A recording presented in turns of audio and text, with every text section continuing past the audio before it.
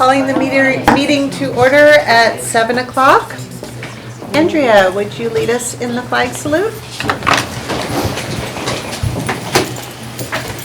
I pledge allegiance to the flag of the United States of America and to the republic for which it stands, one nation, under God, indivisible, with liberty and justice for all. Suzanne, would you please take roll? Trustee Villalobos? Here. Trustee Bradall? Here. Trustee Shiakari? Here. Trustee Levin? Here. And Trustee Gould? Here. Thank you. Thank you. The district digitally records the audio portion of the meetings. The recorder is located in front of the board scribe.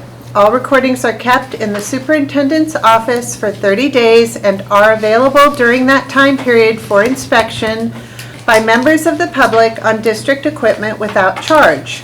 As a community service, Pacifica Community Television records and broadcasts meetings.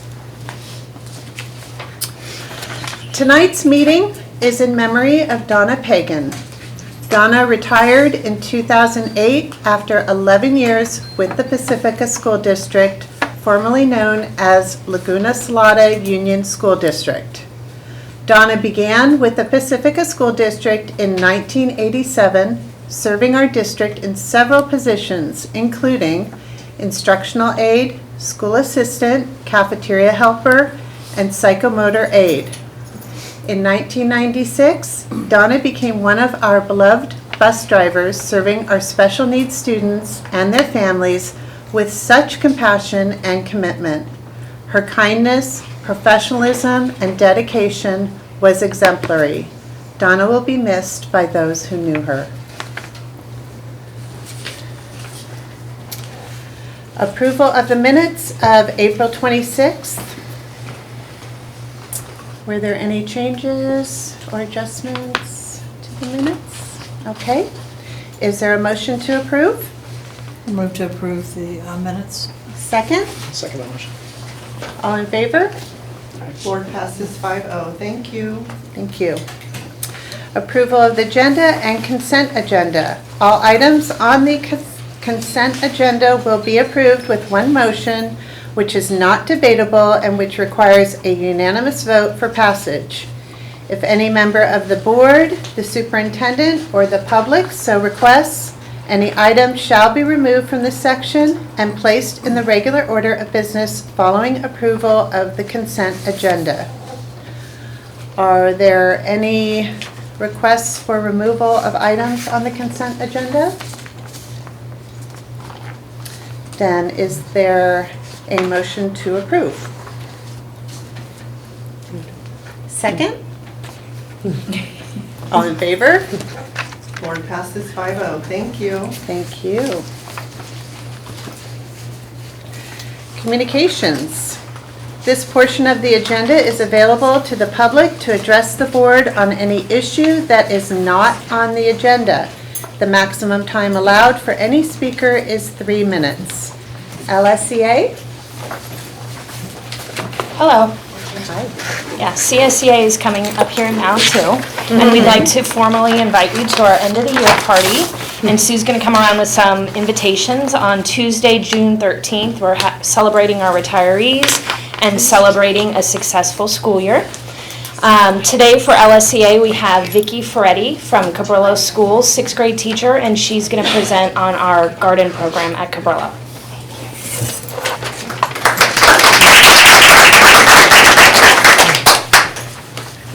Thank you for having me tonight. My name is Vicki Ferretti. I teach language arts and social studies at Cabrillo. My teaching partner is Tony Marie DeMore, but she's unable to be with us tonight due to a family emergency.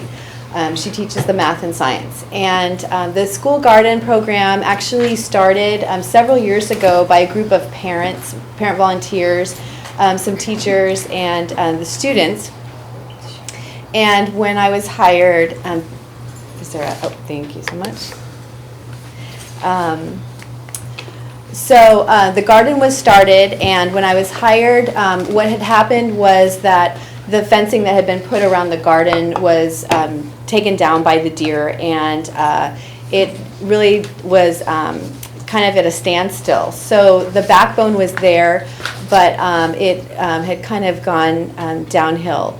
So with the support of Mr. Stafford and the fellow teachers at Cabrillo and some funding that was granted to us by San Mateo County, we were able to get the garden revived and back going. So that was very exciting, and the class there helped me to get started. Our biggest project at that point was to get a fence built that was secure to keep the deer out, because if we planted anything, it was eaten by the deer that would come in during at night. So Mr. Stafford helped us. We dug 40 post holes for the fencing, and a group of volunteers came in at the end of the year and helped us construct a fence. The following year, we were working on the hillside, which is pretty sloped, and had decided to build or to plant several artichoke plants to be decorative, as well as to provide the artichokes. So we planted 36 artichoke plants that year. We also started going to Pie Ranch down in Pescadero as a field trip, which tied in with the garden program and science and things that we were learning. It also gave students an opportunity to see the career pathway. If their interest was started, there's a strong program between Pie Ranch and Oceana High School. So the intent there was to be able to show the students that there's a pathway that can happen if they would like to pursue that further. The following year, in 2015-16, our big project there was to build more planter boxes to provide a better opportunity for the students to have room to grow things and harvest them during the school year. So with the help of parent volunteers, the students built the planter boxes that you can see on the hillside. And also at that point is when we really started to integrate the NGSS standards into the program and continue to develop the long-term vision of providing an outdoor classroom for Cabrillo students and staff. This year, we were fortunate to get a lot of rain, and it's been wonderful. But however, we've had a lot of new plants that have grown, and the weeds have been out of control. And this class they've been very patient, because almost every time we go out there, all they hear from me is, okay, we need to weed. And I'm going to call on the district maintenance to help me, because it's just out of control. And another thing I'd like to say is a thank you to not only the school and Mr. Stafford, but also to the Pacifica School District, who we've been given funding from the last few years, and that's been very helpful. And the maintenance staff has been just phenomenal. I'll just tell them, the water's not working, or can you do this, can you help me with that? And I always receive yes, and they've been so great. So we're truly grateful for that. This year, another special thing was we were able to complete Bella's space, and one of the things that has just been in my mind since the garden started was I planted a special area of flowers with her in mind. She was one of our students who was battling cancer since she was in 3rd grade.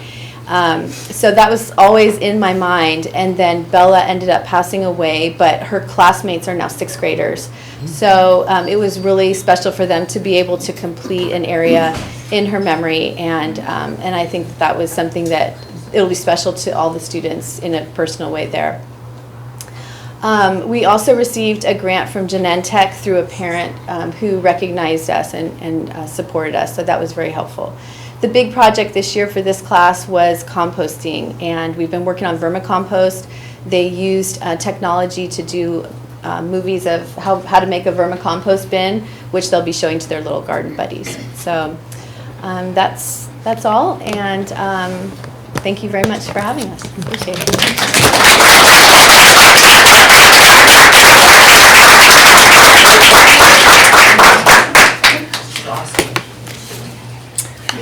So CSDA has nothing further? No, not at this time. Thank you. People wishing to address the board, I don't have any cards. Okay. Correspondence? None. Board Superintendent Communications. Since the last meeting, I attended the Daly City Youth Health Center dinner, which was, in fact, they had to move it up to Daly City because it was better attended this year, so that they always have a big turnout, but this was huge. They were outgrowing their space. And so they do a lot of good work up there, and they had all their interns there. There was also the Heart fundraiser for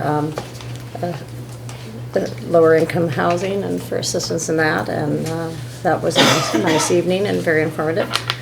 We also attended the 4th and 5th grade music spring program, Cabrillo, and all the parents were there, and it was real nice during the school day, and all the parents were there even though it was a school day. And the Elna Flynn Awards, which you all were at, so I think most everyone in the audience too. Fun week. Wait, it went by so fast. The first thing I did after our last meeting was I went to the Lindemar open house, and it was very small, but personalized, so I always enjoy that, and I learned some things too about, she did a presentation on how we need to teach our kids about big things and little things, so when they get upset, recognize that, oh, that's just, a little thing, and try to show them what a big thing is, and I went home and used it on my daughter, Sophia. Did it work? Yes, and she's 15. I also attended the immigration meeting at Jefferson Union High School District, and it just really gets you thinking about our community and how diverse it is, and it was, I thought, a full house. And the presenter was very, very upfront, telling people, who were asking advice, go and take care of that right now. You don't know what's going to happen in a week from now. So I learned a lot from that, and I hope everything goes okay with the immigration. I also went to the library committee meeting, and since the community didn't reach the vote that we needed, we're just kind of regrouping and looking at different locations, taking a lot of public input. So if anybody has any ideas, email one of us. We're on the city webpage, and there's going to be an open house. I think it was on the 23rd at IBL. So just drop in. They're going to have poster boards. You can write down your ideas of what you might want, locations, everything. Everybody's open right now for any ideas. Elna Flynn, of course, and where we honored the volunteers in the district. One of them was my friend Julia Hall, who, so, we just appreciate and we know how much the volunteers do for the district, so thank you. And that's it. Okay, I think, we had, Cabrillo had our Papa Color run, which was great. My son actually made me run, which was pretty interesting. That super fun, more substantively related to what we're doing here. I attended, as did President Shiakari and Superintendent Tuckloff, an event that was put on by the San Mateo County School Boards Association, and it was on attracting and retaining great teachers. It was close to a full day. I think there were at least 3 or 4 presenters. Really interesting stuff. Probably the speaker that I found most interesting was Tara Keeney. She's from Learning Policy Institute, which is a relatively new sort of think tank, started by Linda Darling Hammond, who's a fairly famous, high-profile Stanford University professor, and she really gave sort of a quantitative analysis of where we are with respect to the teacher pipeline, and it's not looking great. There are fewer and fewer individuals that are going into institutions of higher education to become teachers, and it's a little scary. So the picture they paint is that shortages are here, and they may very well get worse. So we should all keep that in mind. I think it's also related to other efforts that are kind of ongoing here in terms of seeing what we can do about developing teacher housing. We don't know where that's going to go at the moment, but I think it's very relevant.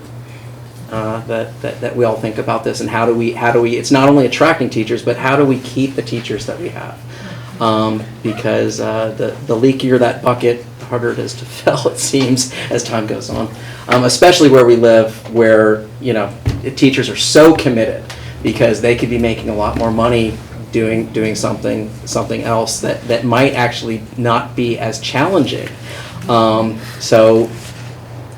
Anyway, that's I'll get off my soapbox now.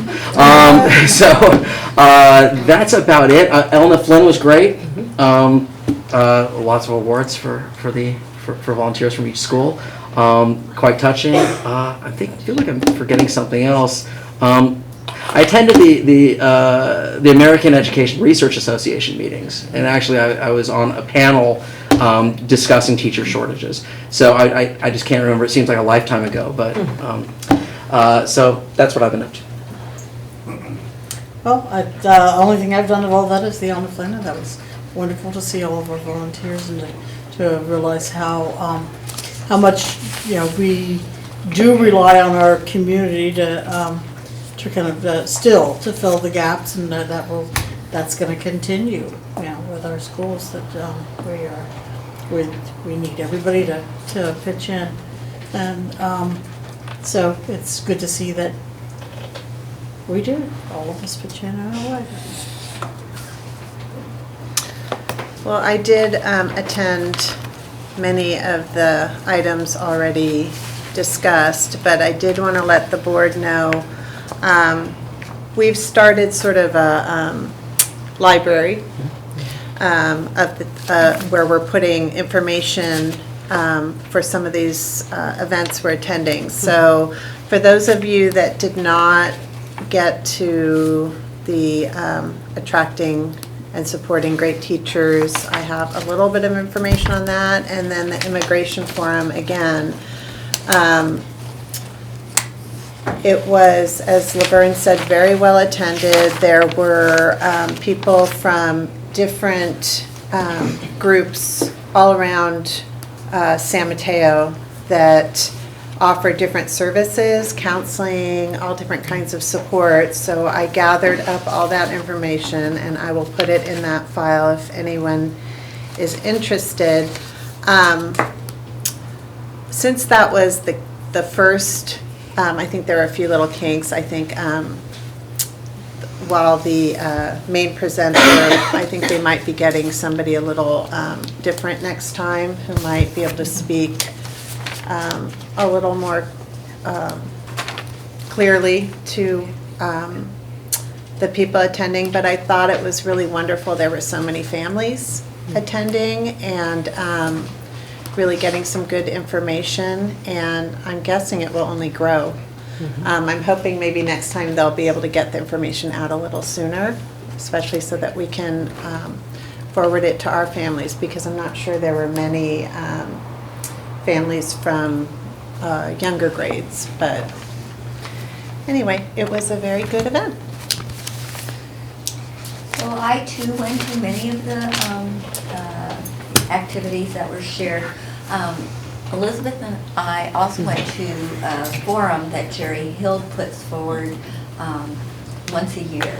And what was interesting at that meeting was, although there is conversation, and clearly the state is putting a lot of money in education, the idea of adequacy was very clear in the room, that education is still not funded adequately, and so we are getting together with some of our districts in the county just to have a conversation around it, and to determine what is the best pathway to take in relationship to getting that message clearly across.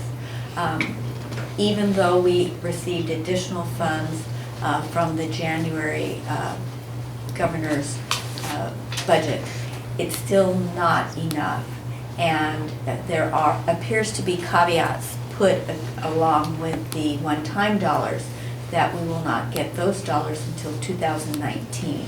So although the soundbite is very good about getting certain funds, it clearly is still not enough.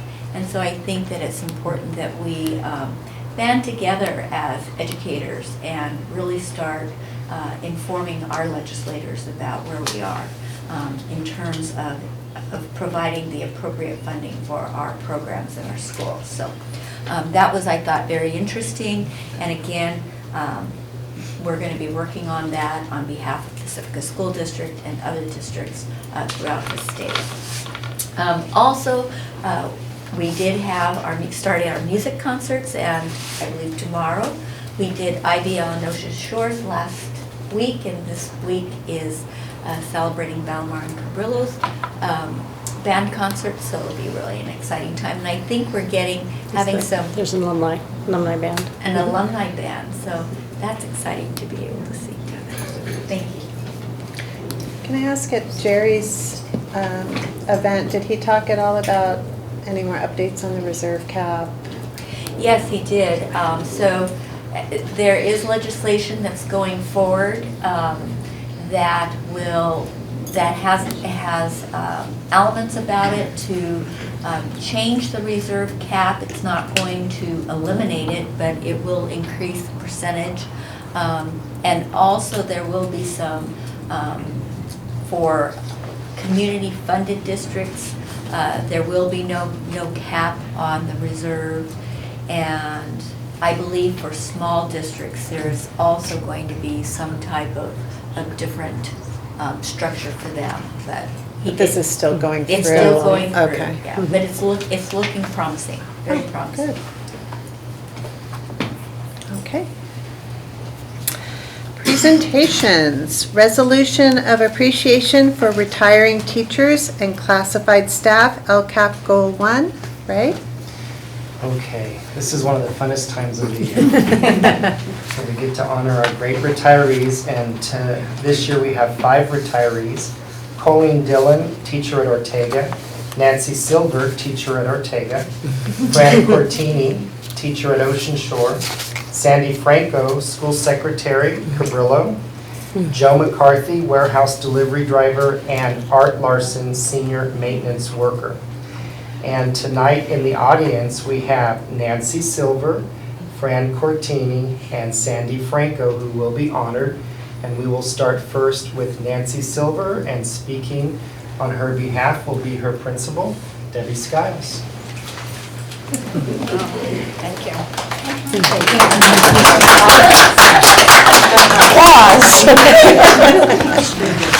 So I was gonna put this to some fancy tune, but Debbie Andre was all tuned out, so.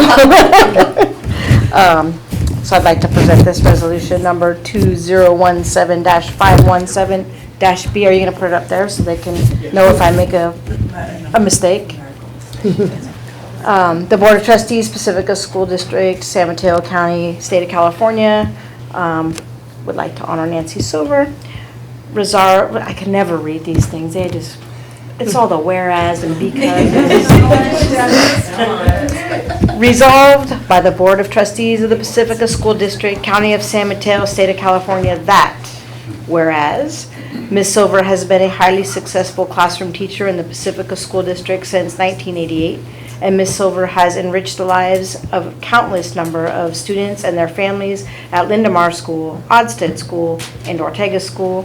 And whereas Ms. Silver has raised countless amounts of crayfish without too many casualties, and has taught everything from the beetles to beating. And whereas Ms. Silver has read, discussed, and performed as plays countless numbers of classic literature with her classes, books that included Island of the Blue Dolphins, The Lion, the Witch, and the Wardrobe, various Shakespearean plays, and Greek mythology. And whereas Ms. Silver and her students have studied famous artists such as Van Gogh, Picasso, and Andy Warhol. And whereas Ms. Silver did all of these things while being a loving wife and caring mother, now from henceforth we bequeath on you the name Nancy Golden. Enjoy. See what I did there? Like that? Couple cocktails on the plane, it comes to enjoy your walks, Nancy Golden, and embrace your family time. Don't concern yourself with PE minutes, DRAs, state testing, or report cards. Thank you for your dedication to the children of Pacifica. We love you, Nancy Golden. And whereas Ms. Silver has fulfilled all of her duties and responsibilities as a classroom teacher in a professional and highly exemplary manner. Now therefore be it resolved that with the Board of Trustees of the Pacifica School District extends its best wishes to Nancy Golden upon the occasion of her retirement following, do you want me to say it? 29 years. Wow. 29 years of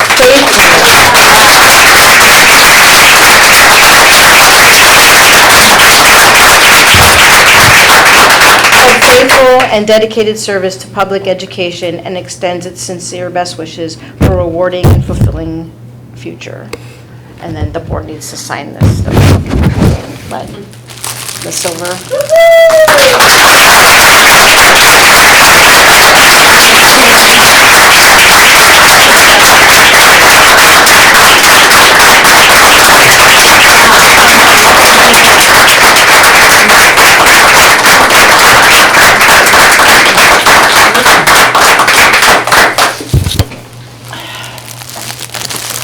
Well, I just want to say thank you,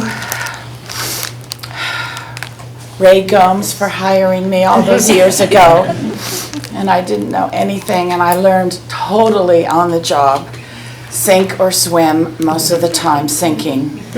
And I've loved every minute of it. But it's so much work. And my wonderful family, my wonderful husband and beautiful daughters have been supporting me all these years, and it's a thrill to retire with my sweetie pie Mo.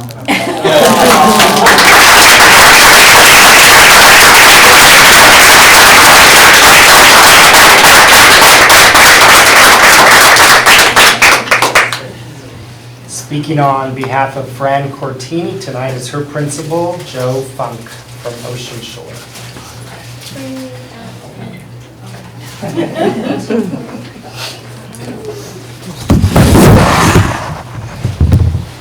Thanks for setting the bar.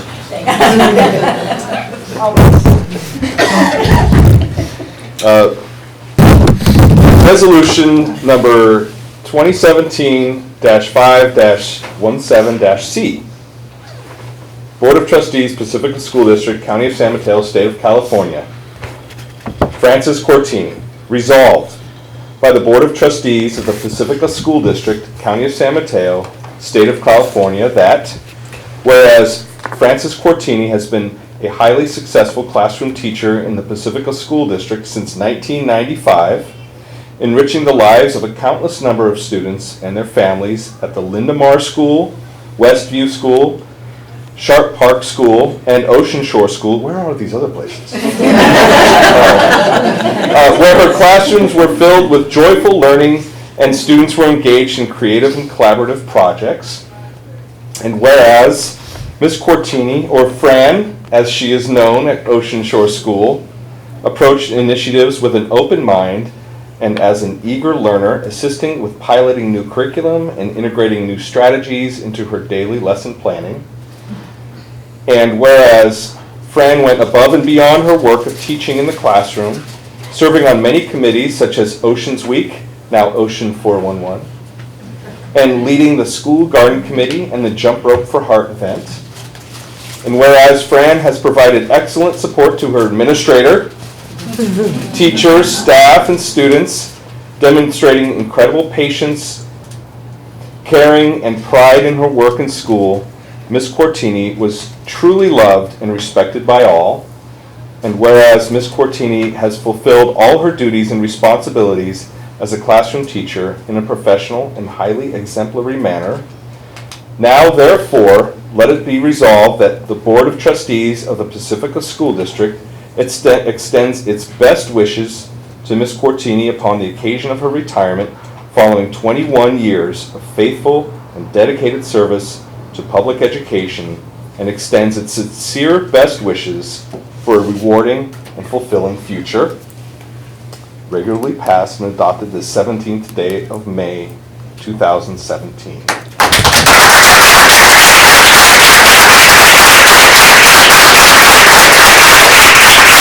I am so lucky that I was able to overlap for just this 1 year with Fran. She's just delightful. Her children love her, I love her, her colleagues love her, and we're really going to miss her. Oh, thank you.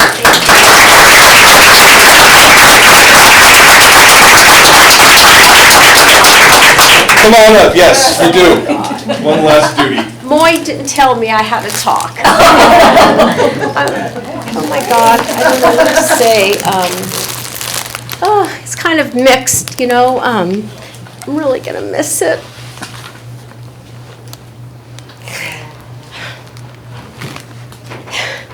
Sorry. I've made so many good friends here, and the support you've given me has been unbelievable. Even now. But I look forward to the next chapter. Hopefully, Ed and I will do some traveling. We got 2 crazy dogs that we need to train. Anyway, remodeling the house, so lots of things to do. And I know I'm going to be at Ocean Shore helping out when, you know, I feel like it.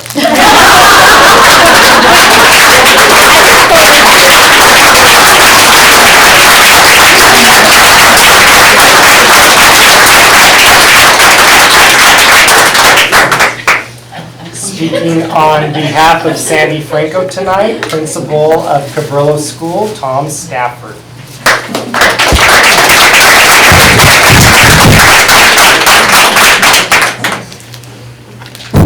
Resolution number 2017-517D.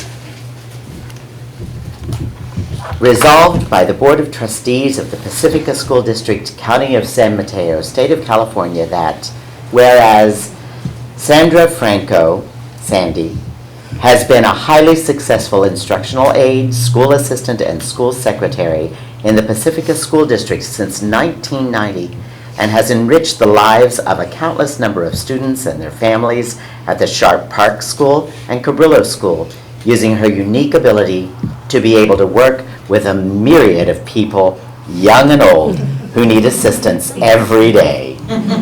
And whereas Sandy displays her professionalism and exceptional competency through her smile, charm, sense of humor, and organizational skills, and her wealth of knowledge to help keep our schools running smoothly. And whereas Sandy has added her personal touch to the front office of Cabrillo School for these many years to make the space warm and inviting through handmade quilts, fun pictures, and creation of special quiet places for students who need a little extra. And whereas Sandy has provided excellent support to her administrator, teachers, staff, and students, demonstrating incredible patience, caring, and pride in her work and school, Sandy was and is truly loved and respected by all. And whereas Sandy has fulfilled all her duties and responsibilities as an instructional aide, school assistant, and school secretary in a professional and highly exemplary manner. Now therefore be it resolved that the Board of Trustees of the Pacifica School District extends its best wishes to Sandra Franco upon the occasion of her retirement following 27 years of faithful and dedicated service to public education, and extends its sincere best wishes for a rewarding and fulfilling future, regularly passed and adopted this 17th day of May, 2017.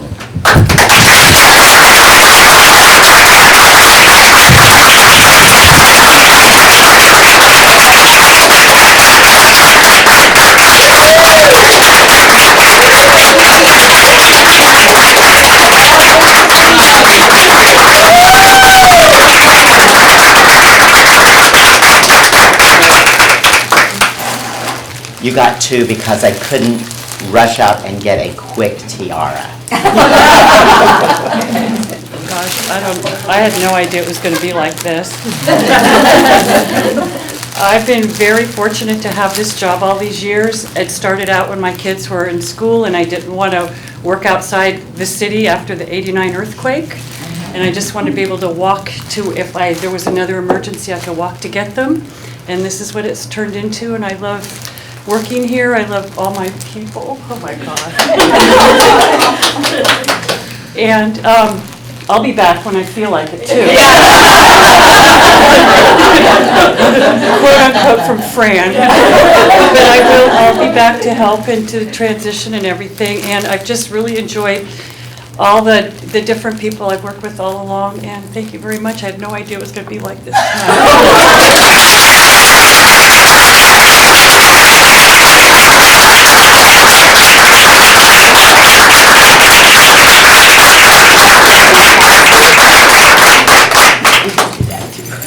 Hug everybody.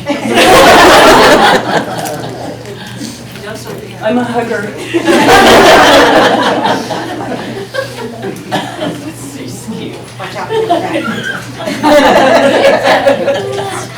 So we'd like to invite our audience. We have some cake in celebration of tonight's retirees and also give them an opportunity to maybe take some pictures.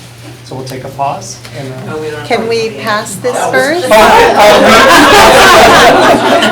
might have been a Freudian. I guess I don't want them to retire. Yeah, if we don't okay it, do they get to stay? Is there a motion? And a second? Don't do it. All in favor? Board passes 5-0.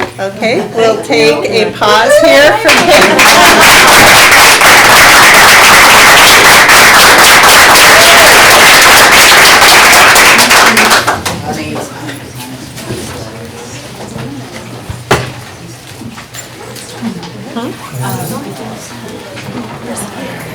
Next round.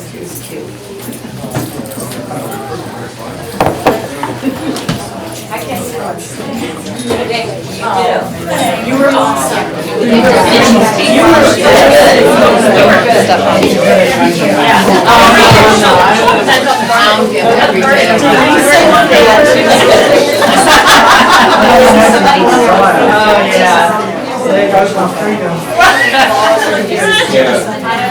People in here, I don't know if you can trust them. Cows. This is Tom. Tom is my husband. These guys, they went to that meeting with Jared Hill. When the adequacy meetings are going to start picking up. Yeah, when are they? That's been the question for about 10 years now. Is this the shortcut for cake? Yes.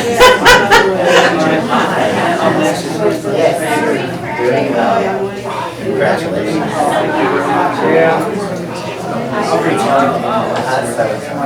Now you just want to travel. Yeah, we're going to do some traveling. But it's bittersweet. Oh, It's always nice, but then it's sad. It's mixed. I'm good, how are you? I was right by your house. Everything Ellen? I think they know. Yeah, it was kind of scary, but she was staying away from it. No, I was gonna say, he wasn't the realtor, yeah. That's the first time I No. went to school. Oh, I'm sure. Kind of interesting, yes. This one's more joyous than some are just.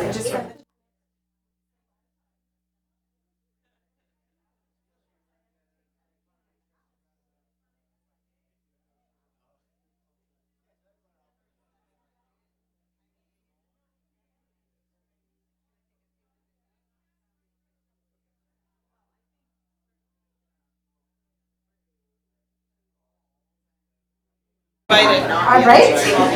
Yes, you are. You guys don't invite me to anything anymore. That's because you don't return calls. We are at district business. District goals. The district values the goals provided in our local control accountability plan and strategic plan.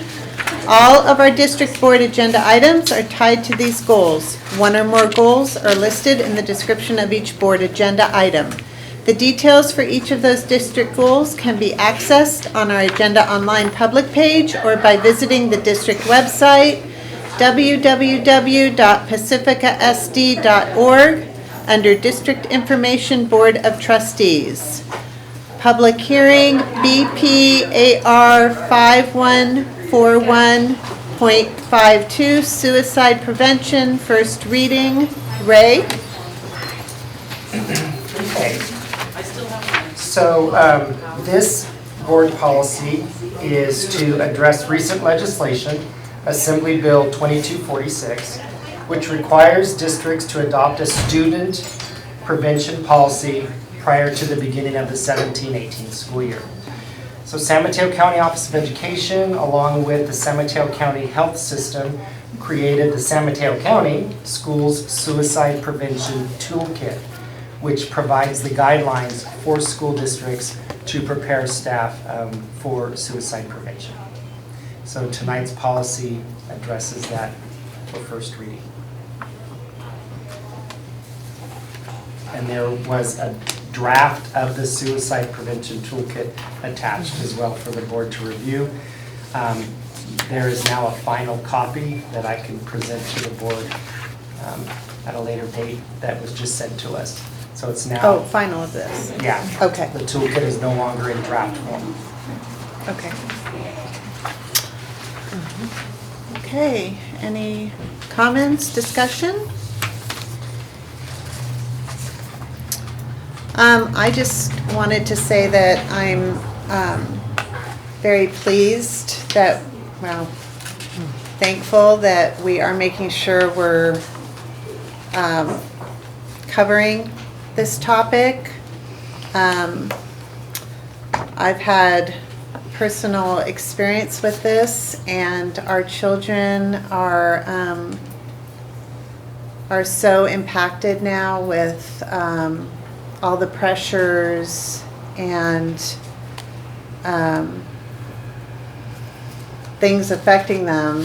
It's such a scary time. I don't know if any of you have watched that 13 Reasons Why. It's, I mean, I know it's dramatized, but it actually was quite frightening to me that I watched it because I think Joe Funk had put something in his principal's newsletter, and as I was watching it, one of my 18-year-olds walked in and I said, "Have you watched this?" And he said, "Yes." And I said, "Is school like this?" Just thinking he was going to say, "Oh, Mom." And he said, "Yeah, kind of." Which really floored me and frightened me. So, so reading this over, I'm just so thankful that we're taking such a proactive step for our kids and their families. I'd also like to share with the board this evening in our audience, we have two of our counselors here from Pacifica School District. Megan Newberger is our school counselor at Hingwood B. Lacey, and Christina Ierson is our middle school mental health counselor. Both of them are very much in support of not only the Assembly Bill, but the training that's to come. Both of them represent members of our school crisis teams whenever we do need to respond to a student with mental health needs. And they will be part of the training. August 21st is when we will roll out the prevention toolkit to our staff, specifically our school crisis teams and our school administration. I'd also like to note that I believe Megan is the one who supported Mr. Funk in the newsletter information about the movie or the whatever, it's a series, yeah, the show. So, and all of our principals, especially with grades, I think 5th on up, have sent information out to the families, just so that they're aware that if their child is watching this show or series, that they're aware, and because I guess it's I have not watched it, but it's difficult. And we need to be able to have conversations with our children in relationship to it, so thank you. Well, it wasn't me, can I comment, sorry. It was Laura, who's not here Oh. tonight, who's the other counselor in the district, but we're part of a collaborative, and that form letter was sent to us through the collaborative, and so we're also getting, we got a preview of the toolkit at that collaborative meeting, so it's really nice to be a part of that, because I feel like we're able to share resources, within our North County area, so. And that is, I think, a tremendous thing about our county in general, is that we do share, we do talk to one another, and we try to keep our kids safe, and we try to keep ahead of it, and be proactive, so it's great. So it felt like the policy is mostly crossouts. So did we reword everything in this policy, or is there's another version coming around that we don't usually have that much crossout. So we're using the CSBA sample, and you are correct. Much of the language on the board policy was crossed out and moved over to the administrative regulation. But also, we're doing CSBA sample with revisions because we are using language provided by San Mateo County Council. And we really wanted to enhance that, the professional development piece of the toolkit. I'd just like to say that I'm not happy. No. But, that we're going and addressing it. I did get to watch the series, and I watched it with my girls because it was dealing with suicide, and, I wanted to be there to answer any questions for them. And I just hope that it's not a policy we have and then it's forgotten about, or programs that we start and they fizzle out, but I hope that it's something that can remain strong. The trainings. The one thing when you were talking is, right now I'm also having a personal thing with one of my children, and it's been very difficult to get appointments at Kaiser. And so I thought, well, I'll go through the Daly City Collaborative, but you have to be on Medi-Cal. And so I'm hoping there's some other type of... YSB, Youth Service Bureau. Yeah. But they have an office by Ocean Shore. You might check there. Yeah, because we're being like, I know. we have insurance and we're doing our best to get appointments, and they're like June 26th. It's more urgent than that. You need to talk and. And Youth Services Bureau takes walk-ins. They take walk-ins. Yes. Okay, so if we can have like that information, out to all of our kids and our families, like. Well, the Daly City Youth Health Center also has counseling. That's the one where you And the need high schools. to be on Medi-Cal or. Well, the high school students, I Yeah. think they'll take any of the high school students in the district. But, yeah, it's my understanding it's open to all the high school high school students. So I'm just, I'm just hoping that it's, something that's not forgotten. I don't see that there's a way to do that, to forget. I mean, we've, in the Bay Area in particular, we have a lot of teen suicide. We just, we had one in the district I worked this last month. And I realized at the time that I should feel hardened about this by now, because it happens enough, but you can never get hardened about this. I mean, this is, one a year is obviously way too many, and we've been, we've had schools that have had multiple, Palo Alto had multiple kids in a year. And so, it's something that, the way we live, the culture of our times, it's not going away. It's a problem that we have to address. And it's, how can, I after the the suicide last month, I pulled my daughters together and I said, tell your friends, don't give up. High school is terrible. You know, it is the worst time of your life. It gets better once you get out that door. You know, just don't give up before you get to the prize there of having the better life. Because that's what happens in high school. I mean, it's not pretty, as as your son said. It's not. You know, it's like that. It's not nice for the kids. I'm there. I see it, and but to convince them that it isn't their whole life. Their whole life's not going to be that way. It's just the hurt's going to stop once you can get out of that situation. So I don't know why we make such difficult situations for our youth in their in their last years in public school, but we do, and and for some of them it's too much. There's been a lot of talk on the radio. Some authors have come out about stuff about resiliency, and that we've lost that, and something to look at is getting things in being able to put things in a better perspective. When these when things come up that are really difficult for people to deal with, to have that personal power, to come back from those things. And I talk to my students about that one-on-one. It's like, you have so much personal power. I see it in you. It's there. You have a gift. Just don't forget that it's inside of you. It's a beautiful light inside of you. It's devastating to lose a kid.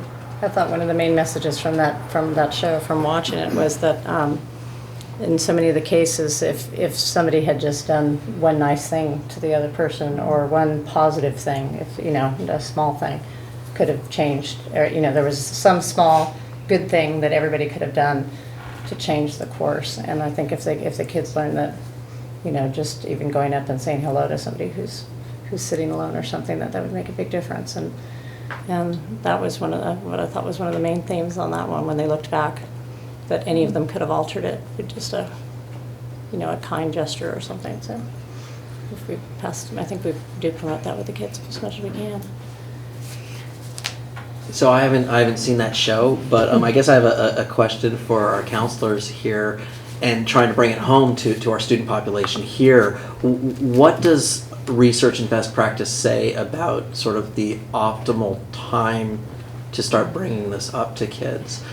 We have some very young kids here, and some might argue that I don't know if it's second grade or third grade, but too young to start that. And maybe it's never too young. It just depends on what you introduce to them and when. I personally went to school in Palo Alto, so which is just off the rails. A couple of years ago, we had multiple suicides, and a very good article in the Atlantic, I think, on that. And when I was reading it, I was just shocked. I was just completely shocked.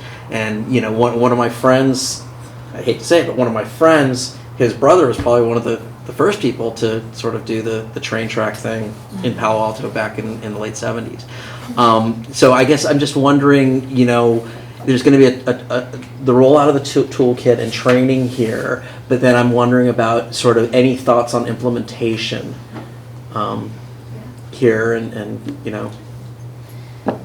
So a large part of this toolkit was based off of the work that Palo Alto Unified School District has done because of all the tragedies there. Oh, yeah. Would you mind standing at the podium? Thank you. So San Mateo County really looked to Palo Alto when we were trying to put this toolkit together. I think that I'm not completely up to date on the research, but I can let you know that one of the people who was really kind of at the forefront of this toolkit is someone named Molly Hendricks, and she went around to, I think she's been to all the schools in San Mateo County to go to staff meetings, and she has this great poster that maybe some of you have seen at our sites that just talks about like what risk factors to look for, warning signs, how to talk to kids about suicide.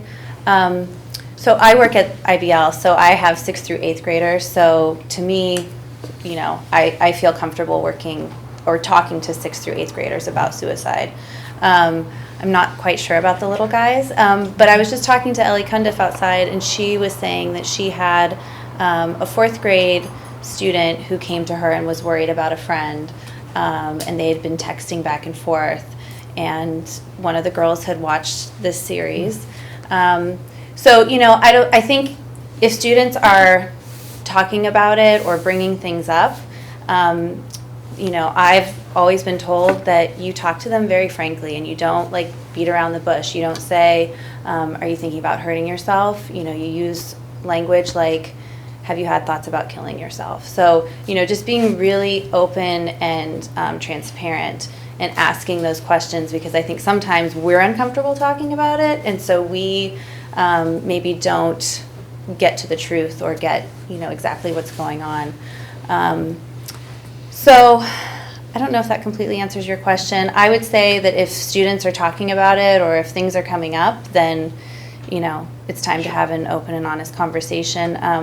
I might not suggest going into like a 3rd grade classroom and talking about suicide prevention, just because it might not be, you know, on their developmental level. But 6th through 8th graders, it comes up for sure, especially with, you know, the Netflix series, and but it was coming up before then too. So up in the Yeah. middle grades, what I think I'm hearing is that, you know, you can do both a proactive and a reactive approach. But at the younger grades, it's probably more of a reactive approach. That would be my guess. Yeah. Thanks. Yeah. Any other questions? Anyone else? Okay, thank you. Thank you. for being here and everything you're doing. Child nutrition update, LCAP goal number 3 operations. Josie? Thank you, and I want to thank Lisa Kern, our child nutrition supervisor, for coming and presenting with me tonight as well. So tonight, what we're going to present is for the annual update, and there is a PowerPoint, if you could bring it up, Will. We're going to talk about the current accomplishments for this school year, the nutrition guidelines update, a meals update, and then planning for 2017-2018. So current year update, Lisa Kern was hired as our child nutrition supervisor, promoted from the regional kitchen manager on July 1st, 2016. And originally our plan was to have a year of transition where we would keep Sodexo in place and have the Sodexo consultant, some of you probably remember Caitlin, and then it would be a year of learning for Lisa. Well, unfortunately, that best case scenario we weren't able to accomplish because she was promoted to another school district, and Sodexo was really unable to replace the consultant during this past school year. You know, we tried part-time people, and they really weren't able to keep the position. So we went ahead and switched to a purchasing contract on this past January. And basically what that is Lisa's doing all the work of the consultant, the nutrient analysis, the menus, everything. So she really hit the ground running this year with just, you know, from the get-go. And we're just using Sodexo to purchase the food. We pay them $4,000 a month to be able to use their purchasing power, so that we don't have to go out and do formal bids and purchase the food ourselves and try and get the rates that they can get, because being a small school district, it is difficult for us. So that's something that we're going to be learning is how to purchase the food. But I really want to thank Lisa for this first school year, because it hasn't been easy for her not having that support that we had planned on. Staff development, Lisa's done a lot of staff development. Her and myself have also attended staff development, but for the staff, she's really focused on trying to plan some fun activities while at the same time learning. Like they kicked off the school year with the lavash, learning. The lavash lady came in and taught them how to do lavash, and along with that was the safety, the tortillas. So we went to lavash and did the wraps instead of the tortillas, because we have to use the whole wheat now, and some of the kids aren't real fond of whole wheat tortillas, and the tortillas break when you're trying to make a roll. So we had this company come in that was California Lavash, and they did a presentation, and we had to kick off with the cooks having a competition, and then we rolled it off at the beginning of the year, and the kids seemed to like it much better than the tortillas. Yeah, so it's very kind of a fun, positive Yeah. training. At the same time, they're learning new cooking techniques and safety. Ray has provided civil rights training. We've done the Healthy Schools Act. regular safety, knife safety, personal hygiene, and all of the regular serve safe training. So we've done a lot of staff development this year, and then we're going to increase that going into the next school year. The wellness policy was updated. Siva came and presented that to you at the last board meeting. Lisa brought in some new menu items, which we hadn't had before. I thought were kind of exciting for the kids. The taco, burger, and potato bars, kind of a new twist on things where they can make their own. And then Pizza Galore, where our cooks make different pizzas. I think it's on Fridays, right? The Pizza Galore days. So we did away with Domino's. We tried New York Pizza, and we've also tried them making their own different kinds of pizzas. And that seems to be successful. And it's fun. So USDA regulations, you probably heard on the news recently that, the Michelle Obama U.S. Healthier Schools Act, they have rolled back some of those provisions. They voted on it, I think it was about 2 weeks ago. And these are the three major items. The whole grains, 100% whole grains, our district has already been compliant, and so we're not going to go back. But they've basically put in some hardship areas where some school districts can apply for a hardship if they can't meet those criteria. So we're fine, and we're just going to keep with the whole grains. The sodium, there was a target for school districts to meet by this year, and it's less than 935 milligrams. And that one is kind of, we haven't met that target, and it kind of gives us a little bit more time, give the school district more time to find the meals and create the appropriate foods within that guideline. So we're going to work towards target 2, but we're not going to be there for the next school year. Milk, they did roll back that provision as well, where now school districts can do 1% flavored milk. We're already at the non-fat milk, and so our kids have already accepted that, and we don't want to switch it on them and then have to switch it back. So we're compliant with that regulation as well. So we're going to just keep going on. Here's a meals update. You can kind of see historically from 2011-12.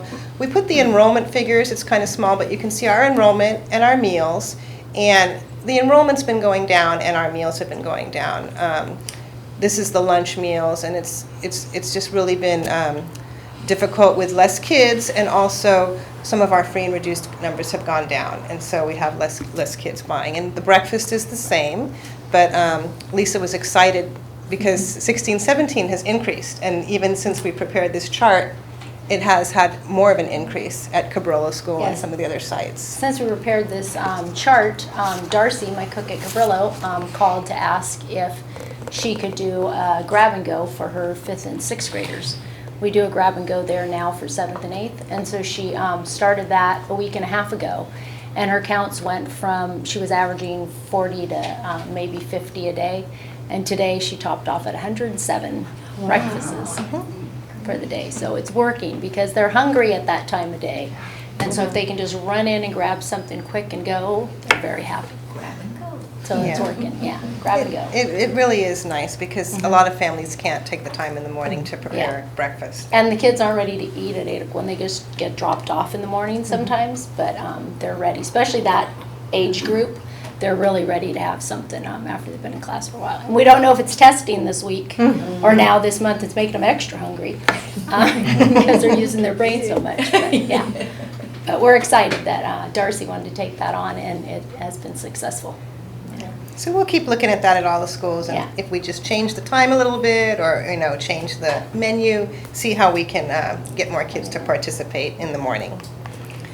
So National School Lunch Program, just so you know how much funding we get from the federal and state government, it isn't enough to cover the cost of our labor and the cost of our food. For free, it's $3.16 from the federal, and then the state is 22 cents. As I said earlier, there's a decline in the free and reduced population, and it's really hard for people to meet that federal poverty level. The levels are based on the whole United States, and in California, of course, the income is a little bit higher. So, I mean, if you look at a household of 4, they can't exceed $31,000, and so you can't live in the Bay Area on that income. And so that's part of the reason why we don't have higher free and reduced population. So here's our current meal prices. Based on how things are going this year, we're not asking the board for a price increase at this time. We just kind of want to roll into next year, and with Lisa and not having the consultant, that's a huge savings, not paying for the Sodexo consultant, and we're just going to try to maintain the lunch prices as they are. And then planning for 2017, we're going to look at having some more special events, more tastings, and promote more eating healthy habits for students.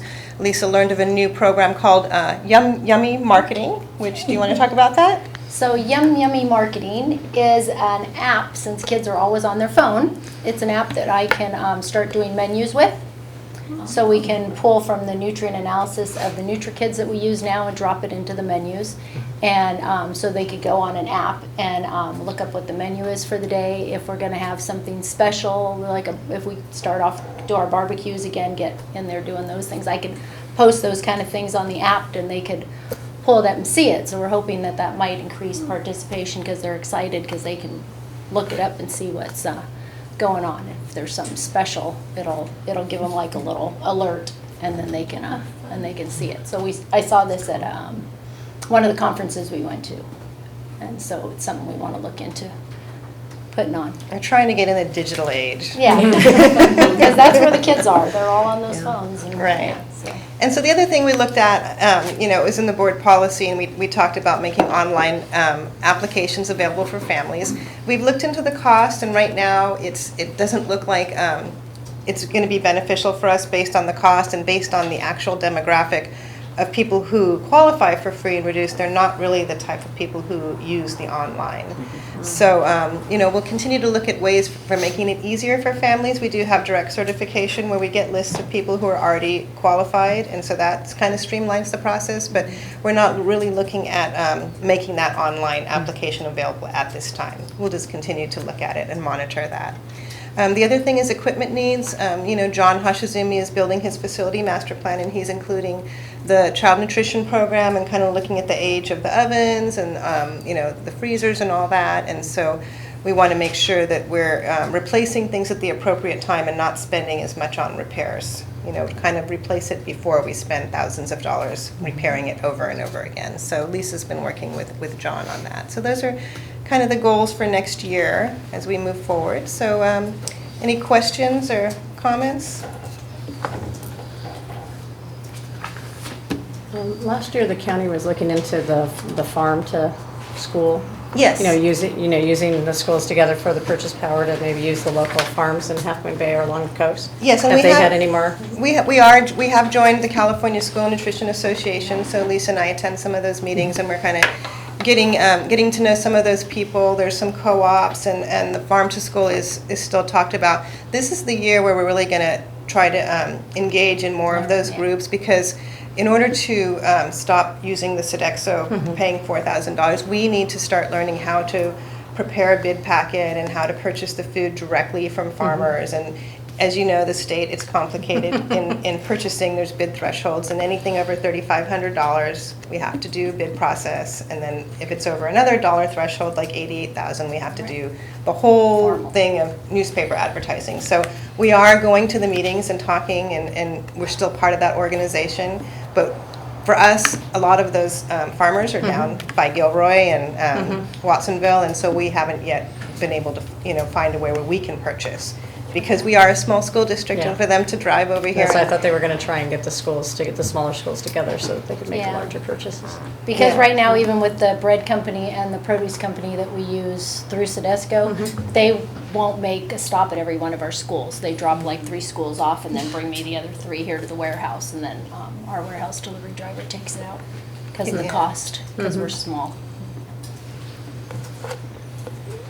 So we were paying Sodexo $4,000 just to get their deals? Yes, just to Basically, use, their just to be volume able to use discounts. their vendors and not have to go through the formal state bid process. We're paying them $4,000 a month. Wow. So is there any possibility moving forward to try to do joint purchasing agreements with neighboring districts? Yes, they're the co-ops and the. So the co-ops, there was, so the co-ops sounds like it's probably going to be beneficial for us to join a co-op. We thought that we could, what was the other thing called? It was, I can't remember the exact terminology, but it's Santa Clara School District recently did the whole bid packet and everything, and we were not part of that group. And so we have to really get in early when they're writing their bid packet so that our school district is listed.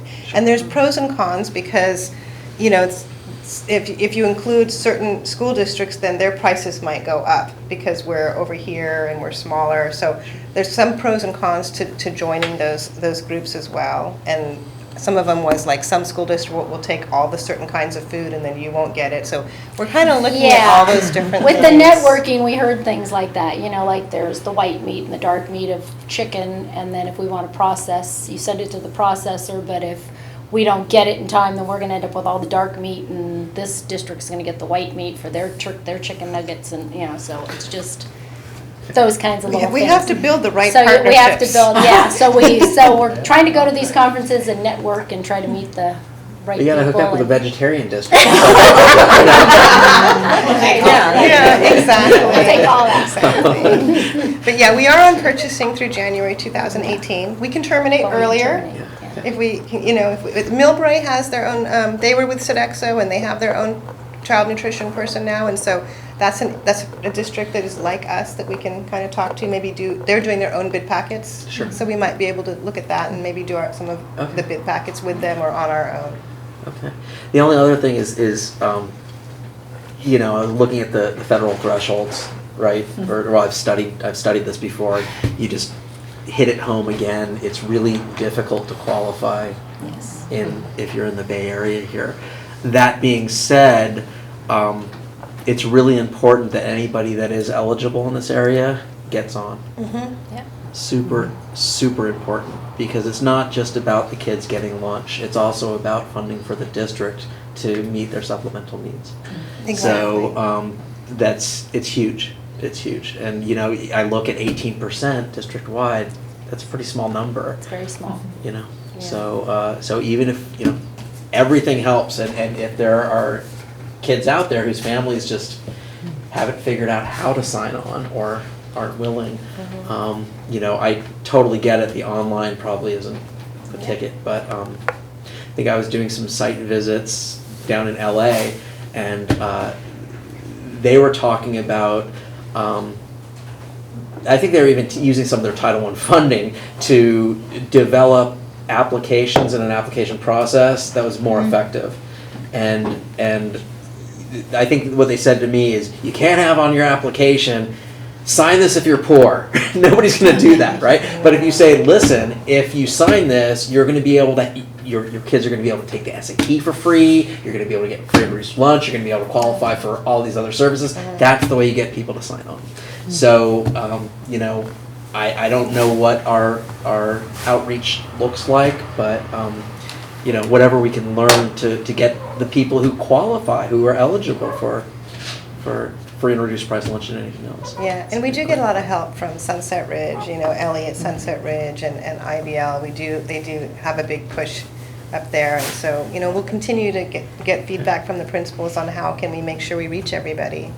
Okay, thanks. And the cooks try to watch in the cafeterias, you know, if they see a child come in a few times and aren't eating, or they notice them, then they'll usually go in the offices and ask about the child, see if they can get an application sent to home. Or, Great. yeah. Thanks. I just wanted to make a comment on the 18%. We can probably make a guesstimation that that's a low number, since they just readjusted the housing low income, which is $100,000 for a 4-person family. Here. So if you look at $100,000 and it's only at $31,000 here, there's a lot of families who are now considered low income in San Mateo County. Right. Right. Who are not qualifying for our. And should be able to qualify. That should be. Exactly. Yes, they should be. It's just California and San Mateo in general. It's very difficult. Yes, and so they're able to now go out and apply for low-income housing, even though they make $100,000. So, I mean, that's probably what our threshold should be more of. Well, so, Right. yeah, so I co-authored a paper, I don't know, 3 or 4 years ago, which literally did cost-adjusted student poverty for all over the country, and California most certainly. And then we also showed what would happen in terms of Title I distributions if you actually had a more accurate measure of poverty, which was cost-adjusted, right? And as you might expect, places like, you know, here, our poverty is well underestimated here, and I'm sure it's only gotten a lot worse now. So since we did this paper. So anyway, again, I'll get off my soapbox now. Anything else? Well, thank you so much. Thank you. And thank you, Lisa, for coming.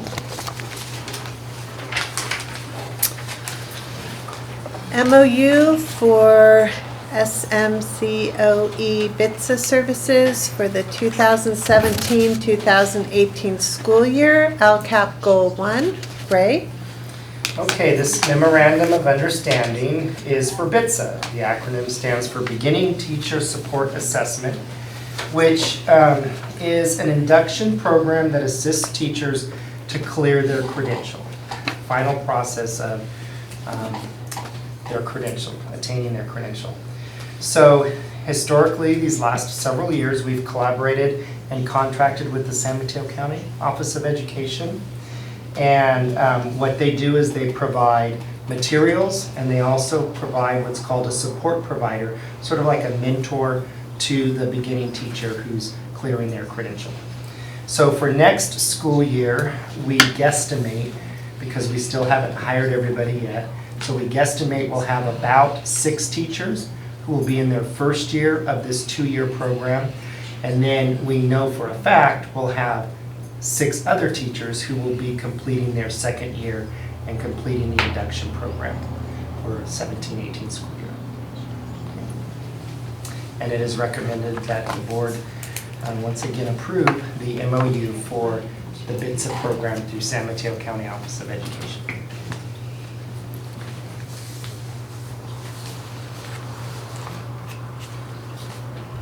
Any questions? Okay. Is there a motion to approve the MOU? I'll move to approve the amendment. Second? I'll second. All in favor? Board passes 5-0. Thank you. Thank you.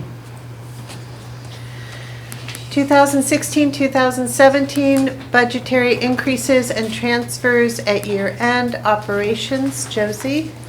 So this is a routine matter in order for the district to be able to close the books at the end of the year, for the board to authorize us to be able to move the budget in between categories and make budget adjustments at the end of the year. And we would submit this resolution to the County Office of Education so that they would approve our budget transfers and revisions.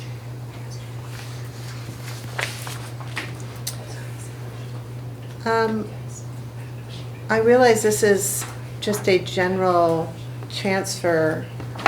Can I ask about one particular budget item? I'm just wondering, now that we're not going forward with the play structure at Ocean Shore, what happens with that 70,000? Is it just gonna stay in? So is it next week or the week after, we have the LCAP and budget? And so we actually had more than $240,000 of items on the list for deferred maintenance, and so we were trying to prioritize. And so we do have a new slide to share with you at our study session that reprioritizes the roofing projects and the flooring project, and then there will be not the full $240,000 earmarked because things come up throughout the whole year. And so in deferred maintenance, there's always paving and fencing and things. But we will share that reprioritized list with the board. I think it's next week or next Wednesday. Yeah. I think we have a meeting every Wednesday. Four Thank you. 4 Wednesdays. Okay, are there any questions, comments? Okay, is there a motion to approve this operation? Sure. Second? All in favor? Board passes 5-0. Thank you. Thank you. 2017-18 Board of Directors, San Mateo County School Boards Association. Wendy? So this is an information item. Pacifica School District Board of Trustees, we are members of the San Mateo County School Boards Association who are affiliated with the California School Boards Association, the the statewide organization. And the San Mateo County School Boards Association provides us with professional development. They have monthly meetings, and it really provides us that opportunity to have one voice from a county perspective for our schools. It's my honor to let you know that the board of directors who serves as the leadership of the San Mateo County School Boards Association is moving forward with a slate of officers for the board of directors, and just 11 will be on that slate. The vote will occur on May 22nd at the Kent Awards ceremony. So, you know, if Jesse wanted to have a few words. Well, so this kind of rolled out a little differently than I had expected. I was tapped by Rosie Tejada on this, and I said, well, you know what? I want to put it to my peers, whom I respect, and wanted to get any input from them kind of beforehand, before I got put on the slate, and they just sort of slapped me on the slate without. You know, and then they're just bugging me, you know, have you talked to anybody yet? And Rosie was kind of telling me, you can talk to everybody, and I was a bit sheepish because of the Brown Act, and so that's why this got brought about. So I wanted to put it out there for everybody. You know, I am the new kid on the block here, and you know, I wanted to draw upon the wisdom of my peers and get everybody's input on this. You know, whether you think it's a good move, bad move. I think it's a great move, and I would love to see our northern counties more adequately recognized in the San Mateo County board. You know, a lot of things happen at the south end, and it would be really nice if things were happening at our end too. And they shared in the commute nightmare that we all have to deal with for all their presentations. So I'm hoping you get on there and champion us. Thank you. And also the, you know, representation of the elementary district. You know, I think it seems like there's more high school people on that board, but you know, the high school districts are smaller, you know, only 4 grades. Yes. So yeah, that's another good thing. And since we're not going to the Kent Awards, then we don't get to vote for you. Right, it happens at the Kent Awards. So good. I know. But, you know, nobody ever loses in that. So everybody Not needs sure to what kind of a signal that talk. Everybody needs to reach out to their people they know that are going. Well, I think it's great, even though you're the new kid on the block. I don't know if you've had a chance to sit down with Jesse and talk to him about all his experience and the budget reports and school districts. I mean, you have a lot of experience. That is great. Yeah, I think she just said she didn't think of you that you're a kid anymore. We're expecting good things out of you, Jesse. And congratulations. That's exciting. Okay, we are up to board bylaws, board policies, and administrative regulations, goal governance. As usual, I will go through, and if anybody has anything they would like to say or discuss, please let me know. First reading, March 2017 manual maintenance, attachment A, board memo. Okay, AR 4112.22 staff teaching English learners. E 4112.9, 4212.9, 4312.9 employee notification. AR 4161.1, 4361.1 personal illness injury leave. AR 4261.1 personal illness. BP 5111, admission use. Oh, admission. BP 5113, absences and excuses. I actually have something on that, so I'll pause. In going over this, it's actually between 5113 and AR 4161. My question was regarding specifically the description of family. And I realize one of these is for students, one is for staff, and there are different ed codes and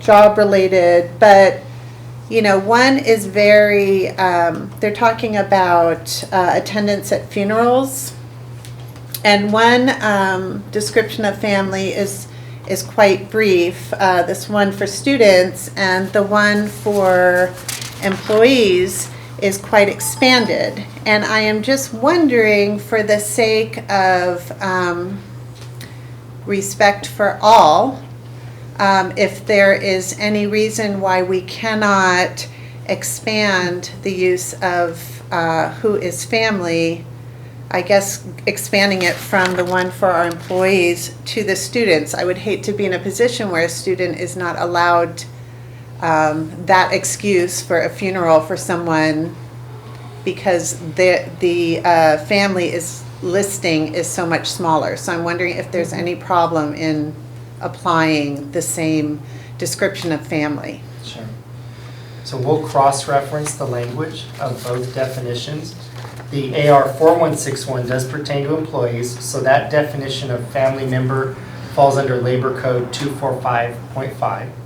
And then AR 5113 pertains to students, like you said, and that falls under Ed Codes 45194 and 48205. So we will just want to make sure that we're not out of compliance with either codes in using the synonymous language for both definitions. And I'll refer to legal counsel, and then when this comes back for second reading, if we're allowed to make those revisions, we can. Okay. And maybe we can note it in the memo what you've done. Thank you. I don't know if anyone had any comment on that. Okay. So does that need to come back for second reading, or should we have another first on it? Because is that going to significantly change things?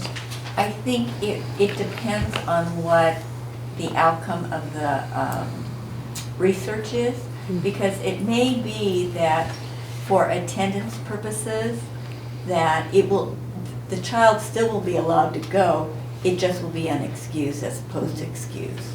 So that would be the difference, and there may be ed code that specifies what family is and what extended family is. And if we can't change it, we could note it in the memo and it would stay the same. If it seems like it needs to have more conversation because we find more information, we can bring it, we won't put it in second reading, we can bring it back. Okay? So, Josie, excused absences are not counted in ADA, right? Right. So it would also be beneficial. There's no financial impact. Yeah. It's just for perfect attendance or however the schools. Yeah, but for unexcused, there is. Yeah. No. Right? There's no funding for any absence. Oh, there isn't? No absence. Okay, so you don't get dinged for unexcused absences? No. But on their record, I think it's important for some families or some schools to recognize attendance. Okay. For, positive reasons, but there's no fiscal impact. The only time you will get financial, impact is for independent study. They can be absent and do independent study or homeschooling, but not if they're, if they don't, if they're not there. It doesn't matter. This is such a rarity anyway. It doesn't if they're not in matter. their seat, it doesn't count. Okay, AR 5113, absences and excuses. BP 5111.1, district residency. E 5145.6, parental notifications. I just wanted to make sure with parental notifications that we're still sending out Spanish to our schools, Sunset Ridge and IBL. Are we still doing that? We are, Okay. yes. And it's in draft form right now. We're getting ready for 17-18.